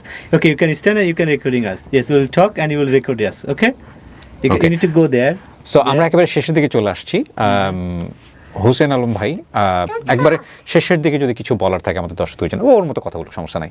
আচ্ছা, আপনার শোতে আসার পিছনে তিনজনের খুব রিকোয়েস্ট ছিল আমার কাছে। জি। সরকারের পক্ষ থেকে, মানে খুবই কাছের একজনের লোক। আচ্ছা, নাম সরকারের বলতে লোকজন চাই না। আমার শো জি, এটা। আর আপনার শোগুলো খুব ভালো হয়, মানে আলহামদুলিল্লাহ। খুবই চেষ্টা করছি। তথ্যবহুল বা মানুষের উপকারে আসে, এটা চেষ্টা একটা করছি ভাই, ছিল। জি। দ্বিতীয়ত হচ্ছে আমার বড় আপা, Okay. উনিও রিকোয়েস্ট করেছিল, রোমা আপা, যে হোসেন তুমি অন্য কোনো প্রোগ্রাম রেখো না, তাহলে তুমি পরিবারকে সময় দিতে পারবে না। তবে একটা শো তোমাকে রিকোয়েস্ট করি, যদি হয় তুমি আর যে কেবরিয়ার এই প্রোগ্রামে যেও, কারণ এই আলহামদুলিল্লাহ। প্রোগ্রামগুলো ভালো হয়। এবং আমার স্যারেরও একটা রিকোয়েস্ট ছিল। কবির সাহেবের? জি, কবির স্যার না, আরেকটা স্যার। ওকে। তা যার ফলে আমি আপনার এখানে এই Beautiful প্রোগ্রামের ভাই, জন্য thank you so এসেছি, much. এবং পার্সোনালি আপনার প্রোগ্রামগুলো আমার খুব ভালো লাগে, Thank you কারণ ভাই। তথ্যবহুল বা মানুষের উপকারে আসে। প্রোগ্রাম তো মানুষ অনেক করে, কিন্তু কয়জনের এইটা দেখে মানুষ ভালো পথে আসে বা কয়জনের উপকার হয়। জি, আমি মনে করি আপনার এই গল্প অসংখ্য ছেলে মেয়েদের নতুন করে স্বপ্ন দেখাবে। দেখুন, ওনার ব্যাকগ্রাউন্ডটা মাদ্রাসাতে পড়েছে। দ্য ফ্যাক্ট ইজ দ্যাট ওনার সাথে আমার যখন প্রথম দিন দেখা হয়, আমি এত বেশি অবাক হয়ে গিয়েছিলাম যে ভাই, এই স্বপ্নগুলো তো আপনার একদিনের না। আপনি ছোটোবেলা থেকে টিউশনি করে টাকা জমাতেন, এবং শুধু তাই না, আপনি কি করেছেন দেখেন, ধান চাল বিক্রি করে টাকা জমিয়েছে। আবার সে কি করেছে, ঢাকা শহরে এসে সে শেয়ার বাজারে বিজনেস করেছে, এবং এমন শেয়ার বাজার যেটা গ্রামীণ ফোন, সেখান থেকে সে সেটা টাকা জমিয়ে সে স্বপ্ন দেখেছে বিদেশে যাবে। বিদেশের মাটিতে শুধু পা রাখতে পারলে হয়, তারপর ওখানে কিভাবে থাকবে, কি করবে না করবে, কোনো কিছু জানা নেই তার। এবং সে ঢাল তলোয়ারবিহীন যুদ্ধে নেমে গেছে, কিন্তু পিছনে আসেনি, এবং সেখানে সে টিকে থেকেছে। এই যে স্বপ্ন, এই স্বপ্ন, এপিজে আব্দুল কালামের একটা খুব চমৎকার কথা আছে, এমনভাবে স্বপ্ন দেখো যেটা তোমাকে ঘুমোতে দেবে না, ঘুমিয়ে ঘুমিয়ে স্বপ্ন দেখে লাভ নেই। সো ওনার একেবারে ছোটোবেলা থেকেই ডিটারমিনেশন ছিল যে আমাকে জীবনে কিছু একটা করতে হবে, আমাকে বড় কিছু হতে হবে, এবং উনি সেটা শেষ পর্যন্ত কিন্তু করেছে। উনি এখন পোল্যান্ডে একটা কলেজ বা ইউনিভার্সিটির জি, জি। উনি হচ্ছে সেটার ওনার। ধন্যবাদ আপনাকে এবং আপনার দর্শকদেরকে, এবং বাংলাদেশের সমস্ত যারা স্টুডেন্ট আছে, ইয়াং স্টুডেন্ট, তাদের উদ্দেশ্যে আমি বলতে চাই যে আমাদের এই সামনের দিকে এগিয়ে যাওয়ার জন্য যে কাজটা, সেটা হচ্ছে লজ্জা। আমাদের বাংলাদেশের মানুষগুলো লজ্জা পায় যে আমি এই কাজ করলে কে কি বলবে, কে কি করবে বা কি ভাববে, এই জন্য অনেকে অনেক কাজগুলো করে না। আমি ওখানকার পিএইচডি করেছি, ইউকে থেকে অনার্স মাস্টার্স করেছি, একটা ইউনিভার্সিটির অ্যাসিস্ট্যান্ট প্রফেসর হিসেবে জব করেছি, এখন আমার একটা বিশ্ববিদ্যালয় আছে। পাশাপাশি কিন্তু আমি এখন আমার রেস্টুরেন্টে যে আমি কাজ করি, আমি রেস্টুরেন্টে কিন্তু আমি কাবাব বানাই বা অন্য কিছু বানাই, সার্ভ করি। আমার কিন্তু লজ্জা নাই। তো বাংলাদেশের যারা যুবক আছে তাদেরকে বলি, জীবনে বড় হতে হলে, স্বপ্ন যদি দেখতে হয়, সাকসেস হতে হয়, নতুন বাংলাদেশ যদি গড়তে হয়, তাহলে লজ্জাকে ফেলে দিতে হবে। ফেলে আমাদের যে রিসোর্স আছে, আমাদের যে শক্তি আছে স্টুডেন্টদেরকে, এই শক্তি যদি কাজে লাগায়, শুধু চাকরির পিছনে না দৌড়াইয়া, যার যে ধরনের ক্যাপাবিলিটি আছে সে ওই ধরনের যদি কাজ করে, তাহলে সামনের দিকে এগিয়ে যাওয়া বা সফলতার দেখানো, মানে পরিবারের বোঝা না হয়ে পরিবারের হাল ধরা বা সহযোগিতা করা সম্ভব। লজ্জাকে ফেলে দিয়ে আত্মবিশ্বাস নিয়ে সামনের দিকে এগিয়ে যাওয়া, তাহলেই তারা জয়ী হতে পারবে। আমরা পাবো একটা নতুন বাংলাদেশ। বাংলাদেশের ছেলেরা পৃথিবীর বিভিন্ন প্রান্তে গিয়ে মানে বাংলাদেশের মুখ উজ্জ্বল করছে। আমাদের এই ছেলেরা এত বেশি মেধাবী, উপযুক্ত পরিবেশ পেলে এরা মানে স্ফুলিঙ্গে থেকে বিস্ফোরণ হতে পারে মেধার জায়গাটা থেকে। আমি আপনার জন্য অনেক অনেক শুভকামনা জানাচ্ছি। আপনাকেও অসংখ্য ধন্যবাদ এবং আপনার দর্শকদেরকেও অসংখ্য ধন্যবাদ আমাকে দেখার জন্য বা সুযোগ দেওয়ার জন্য। প্রিয় দর্শক এবং শ্রোতা, শেষ হচ্ছে আজকের ব্র্যান্ডিং বাংলাদেশ। যারা তখন আমাদের সঙ্গে ছিলেন তাদের সবাইকে আন্তরিকভাবে ধন্যবাদ জানিয়ে আজকের মতো এখানে শেষ করছি। আসসালামু আলাইকুম।